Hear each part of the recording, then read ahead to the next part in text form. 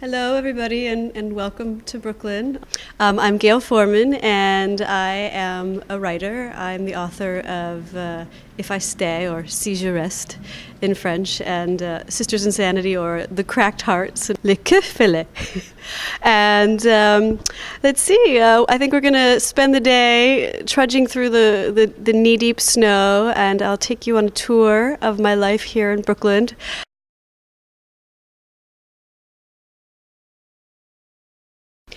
I grew up in the suburbs of Los Angeles, and I have been making up stories for as long as I could talk, but it never occurred to me that I was going to be a writer. But I used to make up these horrible stories. I remember when I was a very little kid in kindergarten, we would recite stories and the teachers would type them out, and I would write these horrible stories about my parents locking me in closets and leaving me while they went on vacations. And then as I got older, I wrote plays, and I wrote these very bad poetry that all teenagers write. And I wrote the beginnings of novels, but I never thought of anything like that. And it didn't occur to me that I was going to ever be a professional writer until I was in college, and that wasn't even until I was in my 20s, because I took several years off after finishing what we call high school to go traveling, and I traveled around Europe for about 3 years. And it was only when I was in college, and at first I thought I was going to be a doctor, and that didn't pan out, but it was only when I was in university and I took a journalism class that it sort of clicked that I would be a professional writer. But even then it didn't occur to me that I would become a novelist until after having been a journalist for about a dozen years, I had my first child and could no longer travel around and write stories. And I remember not being able to pay the mortgage on our new apartment and thinking, what am I going to do? And somebody suggested that perhaps I should write a novel. And I remember thinking about some of the stories that I'd worked on, and one of the stories that stuck in my mind was about these teenage girls in this sort of horrible draconian behavior modification boot camps out in Utah. And I remember I started thinking about them on a Thursday, and by that Tuesday I had written the first maybe 40 pages of the book that would become, how you say, Le Que Fele? I'm my bad pronunciation of French, Sisters Insanity. But that's sort of how I backed into writing my first novel. I didn't think I would become a novelist until I wrote my first novel. But I have been making up stories since I could talk.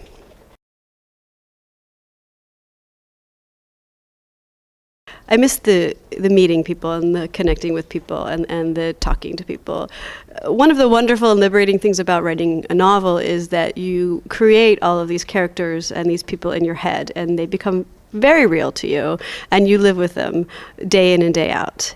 And that's wonderful, and I do love that. But I miss actually the real people and the real interaction, and getting to go into a reality that is so entirely different from my own and sort of find a common connection with somebody. And there would be times when I would be in, maybe Tanzania and hanging out with sort of hip hop musicians and being backstage after a show and thinking, wow, this is really different from my own world. And that happens less now that I have children of my own and that I don't travel as much. So I do miss that. I love meeting people when I get to go and tour for my own books, but that happens maybe 1 or 2 weeks a year. And when I was a journalist, I was maybe traveling one week a month sometimes. So that's the part of it that I miss. But I do love the sort of the liberation of being able to make up whatever I want when I'm writing. When I first sat down to write a novel, and I was not constrained by the sort of the facts. That was one of the reasons I thought writing a novel seemed too hard initially. Without the parameters of interviews and reality and facts, it just seemed like with all of that to choose from, where do you start? But after years of writing narratives through journalism, once I started writing a novel and realized I could make anything up. It's all open. I don't have to worry about what's true and what I have reported. That was liberating. So I do love that. But yes, the short answer is I do miss doing the kind of journalism I used to do and the traveling.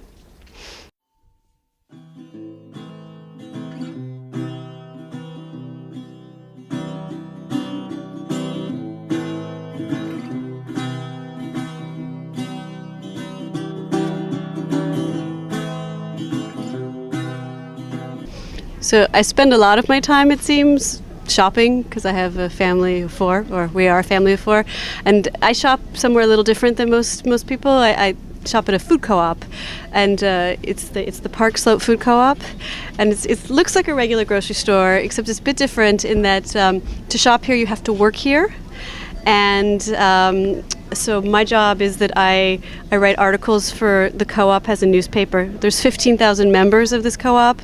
Very few people who work here or shop here. There's very few employees. Everybody who shops here who's an adult has to actually work here once every 4 weeks.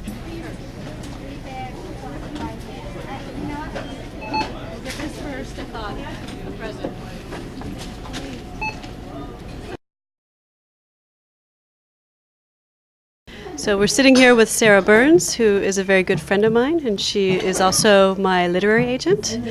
And more than anybody, I think she's the person sort of responsible for spotting the book If I Stay, Seizure Rest, and taking it out of the pile and turning it into what has happened to it today.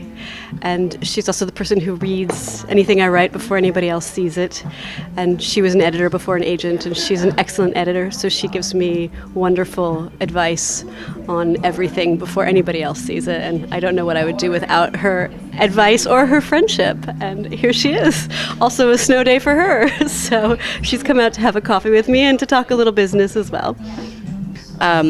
I read If I Stay, Seizure Rest, one Sunday evening lying on my couch, and I finished it with tears pouring down my face.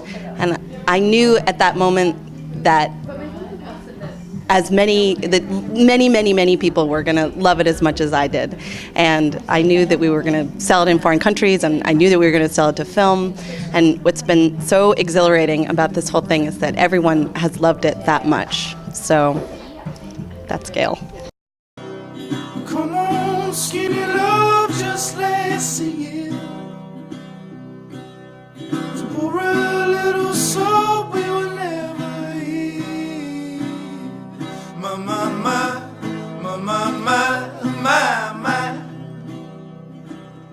staring at the sink of blood across the mirror.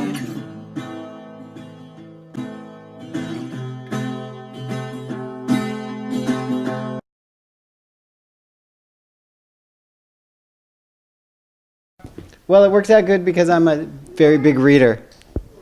And a librarian. So we make perfect counterparts. A reader and a writer. He's very critical. Nick is a very critical reader, and he reads like all these very obscure Central European authors with a lot of consonants in their last names. Hang on, Willa. And he's got very highbrow tastes. And he never liked any of the stuff that I wrote when I was a journalist. I would put it under his nose and say, read this, and he would pretend to read it and not. So I kind of knew that when I wrote my first young adult novel that maybe I was on the right track genre-wise because he liked it. She's got a natural talent. You know, you liked Sisters Insanities, the I Cracked Heart, but he doesn't like anything else I do.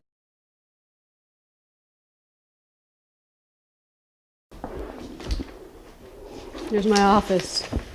Ta-da!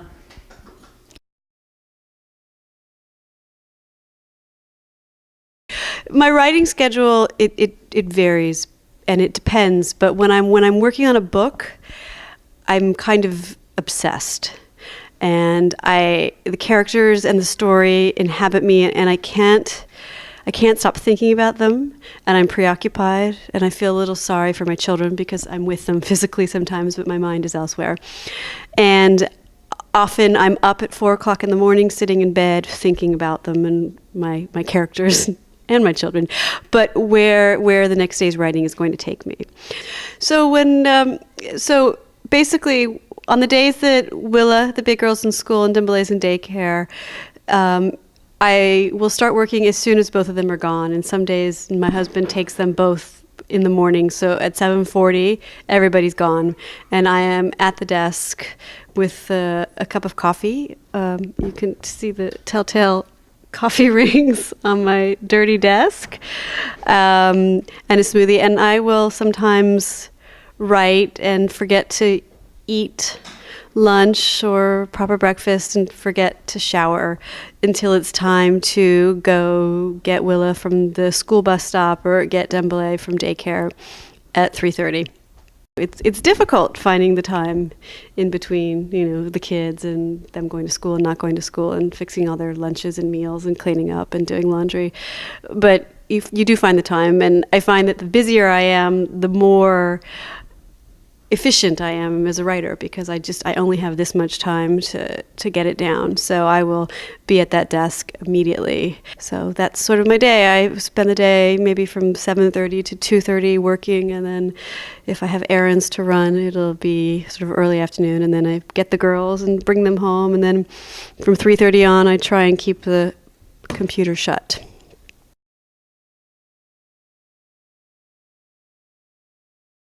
Yeah, I just turned in the sequel to If I Stay to my U.S. editor, so will come out in a year, and then I have an idea for the next 2 books that I want to do that have nothing to do with If I Stay. So it takes place 3 years later, and it's from Adam's point of view. So we'll see what comes of that.